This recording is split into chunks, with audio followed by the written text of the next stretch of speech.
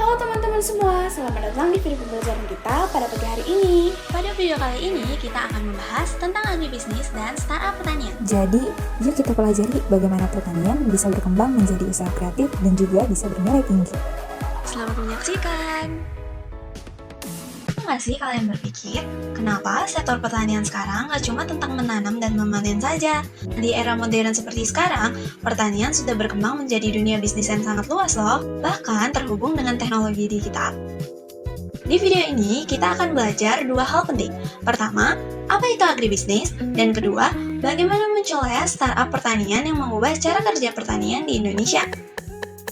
Jadi, apa sih sebenarnya agribisnis itu?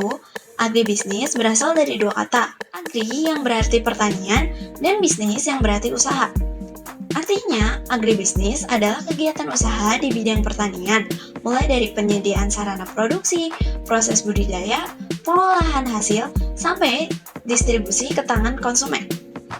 Intinya, semua kegiatan ekonomi yang berhubungan dengan pertanian termasuk ke dalam agribisnis. Agribisnis itu punya beberapa subsistem atau bagian utama yang saling terhubung. Pertama, ada subsistem hulu atau agribisnis hulu, yaitu kegiatan yang menyediakan sarana dan prasarana pertanian seperti benih, pupuk, pestisida, alat dan mesin pertanian. Misalnya, pabrik pupuk atau toko alat pertanian termasuk di bagian ini. Yang kedua, ada subsistem on-farm atau budidaya. Ini bagian yang paling dikenal masyarakat, yaitu proses usaha tani di lahan. Contohnya seperti usaha tanaman pangan, hortikultura, peternakan, perikanan, dan perkebunan. Disinilah petani melakukan penanaman, pemeliharaan, dan panen hasil pertanian. Yang ketiga, ada subsistem hilir atau agroindustri atau pengelolaan hasil. Setelah hasil pertanian didapat, tahap berikutnya adalah mengolahnya agar memiliki nilai tambah. Misalnya, dari singkong menjadi keripik, dari susu menjadi keju, atau dari cabai menjadi sambal kemasan. Proses pengolahan ini bisa membuka peluang ekonomi yang lebih besar. Yang keempat, ada subsistem pemasaran dan layanan pendukung. Bagian ini meliputi kegiatan distribusi, promosi, penjualan, hingga dukungan kelembagaan seperti perbankan, koperasi, transportasi, dan lembaga riset. Tanpa pemasaran dan lembaga pendukung, produk pertanian tidak akan sampai ke konsumen dengan efisien. Selain itu, agribisnis juga punya banyak manfaat penting, seperti meningkatkan pendapatan petani, membuka lapangan kerja, memperkuat ekonomi daerah, dan menjaga ketahanan pangan nasional. Namun, agribisnis juga menghadapi beberapa tantangan, seperti perubahan iklim, keterbatasan teknologi, rantai distribusi yang panjang, keterbatasan modal petani kecil. Karena itu, dunia pertanian butuh inovasi baru agar bisa tetap maju dan bersaing. Nah, disinilah peran startup pertanian mulai muncul. Saat ini, peluang agribisnis berkembang sangat luas. Hal pertama yang menjadi dasar peluang ini adalah kebutuhan pangan yang tidak pernah berhenti. Setiap hari, masyarakat membutuhkan beras, sayur, buah, protein, serta berbagai olahan makanan. Karena itulah, sektor agribisnis merupakan sektor yang stabil, bahkan ketika sektor lain mengalami penurunan ekonomi. Selain itu, kemajuan teknologi pertanian menjadi faktor penting yang mendorong pertumbuhan agribisnis. Teknologi seperti drone pengawas lahan, sektor kelembapan tanah, otomatisasi penyiraman, dan penggunaan data cuaca dapat membantu petani mengambil keputusan yang lebih tepat. Dulu, petani harus mengandalkan perkiraan manual. Sekarang, banyak proses pertanian dapat dikendalikan hanya melalui aplikasi di handphone. Kemudian, munculnya tren hidup sehat juga memberikan peluang besar. Masyarakat kini lebih peduli terhadap kandungan makanan yang mereka konsumsi. Produk seperti sayur organik, tanaman herbal, minuman rempah, hingga makanan rendah bahan kimia semakin banyak dicari. Ini memberikan ruang bagi usaha-usaha pertanian skala kecil maupun menengah untuk berkembang. Selanjutnya, pemasaran digital juga memberikan keuntungan besar bagi pelaku agribisnis. Dulu, untuk menjual hasil panen, petani harus pergi ke pasar atau menjualnya ke tengkulak. Sekarang, hasil panen dapat dipasarkan melalui WhatsApp, Instagram, TikTok Shop, marketplace seperti Shopee dan Tokopedia, aplikasi khusus pertanian seperti Sayur Box. Dengan pemasaran digital, penjual dan konsumen bisa terhubung langsung, sehingga harga yang diterima petani bisa lebih tinggi. Selain itu, minat generasi muda terhadap agribisnis juga meningkat. Banyak anak muda mulai melirik agribisnis karena lebih modern, lebih terbuka, dan lebih menguntungkan jika dikelola dengan kreativitas. Namun, peluang besar ini juga diiringi dengan tantangan. Tantangan pertama adalah akses informasi harga yang masih terbatas. Seringkali, petani tidak mengetahui harga pasar sebenarnya, sehingga menjual dengan harga yang jauh lebih murah. Tantangan kedua adalah modal usaha. Tidak semua petani memiliki tabungan atau aset untuk dijadikan jaminan. Selain itu, masih banyak petani yang belum terbiasa dengan pencatatan keuangan sederhana, sehingga data usaha sulit dijadikan syarat pengajuan pinjaman. Tantangan ketiga adalah penguasaan teknologi yang belum merata. Teknologi memang sudah tersedia, namun tidak semua petani mampu menggunakannya karena kurang pelatihan. Tantangan keempat adalah sistem distribusi yang panjang. Perantara yang terlalu banyak membuat harga dari petani ke konsumen berbeda jauh. Petani mendapat sedikit, sedangkan harga di toko jauh lebih tinggi. Tantangan kelima adalah kurangnya pendampingan dan penyuluhan rutin. Banyak petani bekerja berdasarkan kebiasaan turun-temurun, bukan berdasarkan data atau teknik modern. Kesimpulannya, agribisnis memiliki peluang besar di masa sekarang dan masa depan. Namun, agar peluang tersebut bisa dimanfaatkan, petani dan pelaku usaha perlu beradaptasi dengan teknologi, memanfaatkan pemasaran digital, dan membangun jaringan kerja yang lebih luas. Dengan inovasi dan kolaborasi, sektor pertanian dapat menjadi lebih maju, produktif, dan menguntungkan, serta mampu meningkatkan kesejahteraan masyarakat. Di era revolusi industri 4 ini, pertanian tidak lagi identik dengan cangkul dan lumpur. Sekarang, kita mengenal istilah smart farming atau pertanian cerdas, di mana teknologi menjadi kunci utama untuk meningkatkan produktivitas, efisiensi, dan keberlanjutan lingkungan. Berikut adalah contoh bisnis pertanian modern. Hidroponik adalah sistem bercocok tanam tanpa tanah, di mana akar tanaman tumbuh dalam larutan air yang kaya nutrisi. Keunggulannya adalah efisiensi lahan dan air yang tinggi, cocok banget untuk daerah perkotaan yang sangat minim lahan. Dengan bantuan sensor dan sistem otomatis berbasis Internet of Things atau yang disebut IoT, suhu, pH air, dan nutrisi bisa dikontrol secara real-time.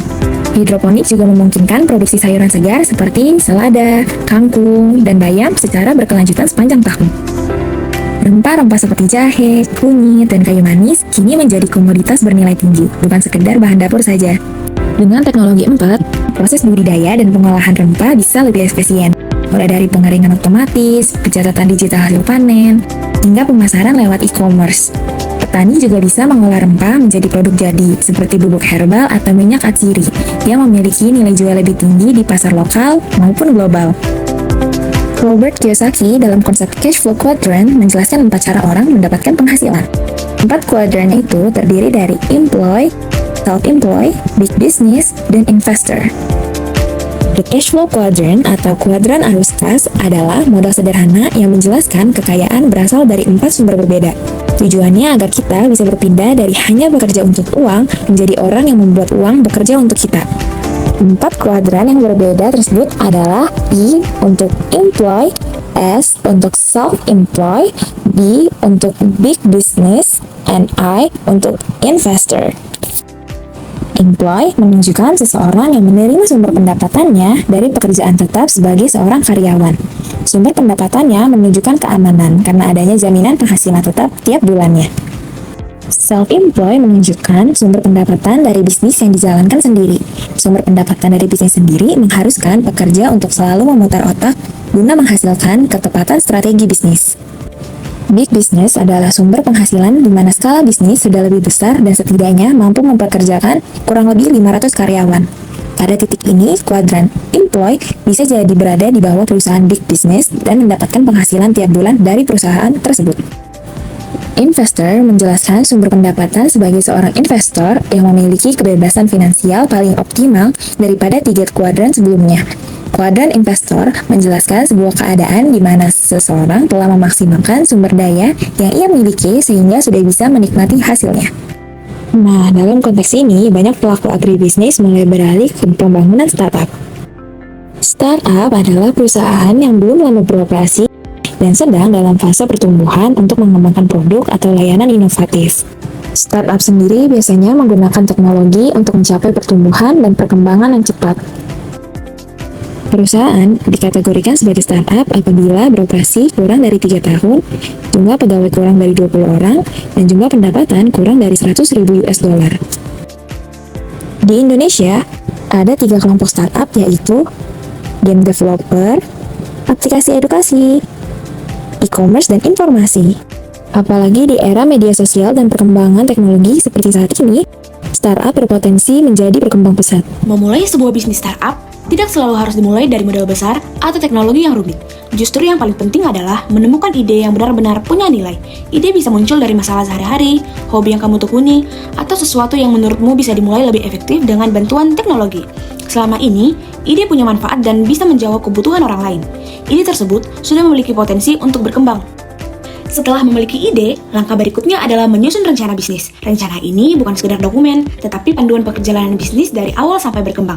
Di dalamnya, kamu perlu memahami siapa target pengguna, bagaimana cara produk bekerja, seperti apa pasar dalam kompetitor, serta bagaimana bisnis akan menghasilkan pendapatan. Banyak startup pemula menggunakan bisnis model kanvas, karena lebih ringkas dan mudah dipahami. Startup jarang dibangun sendirian. Walaupun kamu punya ide besar, kamu tetap memerlukan tim yang solid. Pilih partner yang tidak hanya pandai, tapi juga punya komitmen, visi yang sama, dan keahlian yang saling melengkapi. Misalnya, satu orang fokus teknologi, satu desain, satu di keuangan, dan satu lagi di pemasaran. Startup bukan hanya tentang produk, tapi tentang kerjasama tim dan ketahanan tim. Masalah berikutnya adalah pendanaan. Di tahap awal, sumber modal bisa berasal dari tabungan pribadi, keluarga, atau teman. Namun, jika bisnis mulai berkembang, kamu bisa mencari investor, mengikuti inkubasi startup, mengajukan proposal ke lembaga keuangan, atau melakukan crowdfunding. Pendanaan sangat penting karena sebagian besar startup belum langsung menghasilkan profit di awal berdiri. Setelah itu, kamu perlu benar-benar mengenal target pasar. Jangan membuat produk hanya berdasarkan asumsi. Ketahui siapa penggunanya, apa masalah mereka, bagaimana perilaku mereka, dan apa yang membuat mereka tertarik kepada produkmu. Semakin jelas target pasarnya, semakin mudah kamu membuat strategi promosi dan pengembangan produk. Di era digital, pemasaran tidak bergantung pada brosur dan spanduk. Startup perlu memaksimalkan promosi online melalui media sosial, website, marketplace, email, atau iklan digital.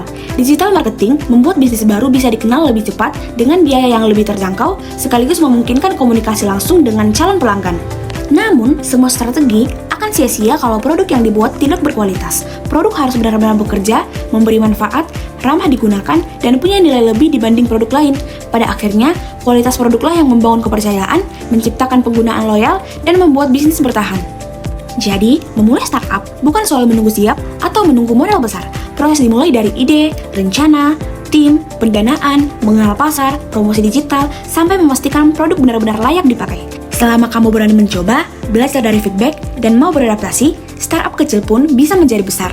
Startup pertanian adalah perusahaan rintisan yang menggunakan teknologi digital untuk membantu proses pertanian, mulai dari produksi, distribusi, sampai penjualan hasil panen. Kalau dulu petani mengandalkan cara-cara manual, sekarang banyak hal yang bisa dilakukan lewat aplikasi dan internet. Contohnya, ada aplikasi yang bisa memberitahu kapan waktu terbaik untuk menanam, bagaimana mengatur penyiraman, atau bahkan memantau kondisi tanah lewat sensor.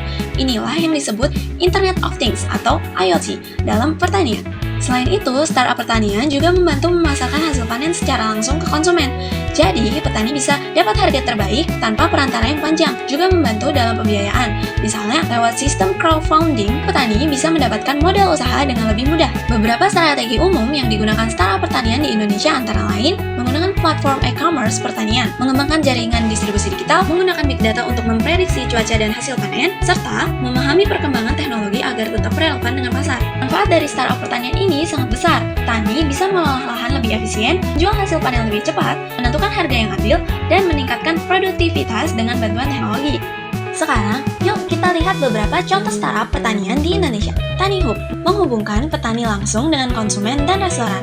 Kedai sayur menyediakan sayur segar lewat sistem digital dan pengiriman cepat. E-Fishery membuat alat pemberi pakan ikan otomatis berbasis IoT. Crowder membantu petani kecil mendapatkan modal usaha dari investor. Sayurbox menjual hasil panen secara online ke rumah-rumah pelanggan. iGrow mengajak masyarakat kota untuk berinvestasi di lahan pertanian. Jala membantu petani udang memantau kualitas air tambak.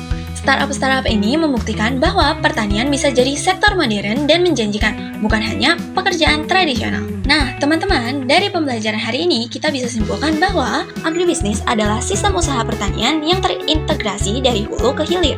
Sedangkan startup pertanian adalah bentuk inovasi baru yang membantu sektor ini menjadi lebih efisien, modern, dan menguntungkan. Kalau kedua hal ini digabungkan, pertanian Indonesia punya peluang besar untuk menjadi lebih maju dan berdaya saing tinggi. Terima kasih sudah menonton video pembelajaran ini, semoga bermanfaat dan bisa membuka pandangan kalian bahwa pertanian bukan hanya tentang menanam, tetapi juga tentang inovasi dan peluang bisnis.